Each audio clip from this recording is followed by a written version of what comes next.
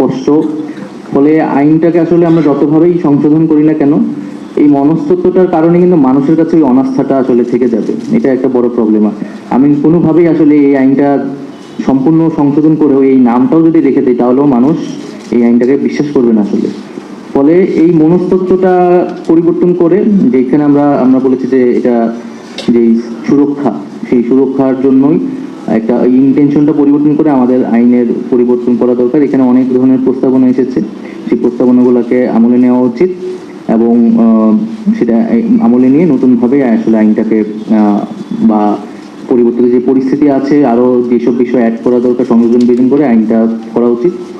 আরেকটি বিষয় হচ্ছে আইনটা একজন আলোচক বললেন আইন এটা আবার তাড়াহুড়া করে আমরা আবার অন্য কিছু যাতে করে না ফেলি।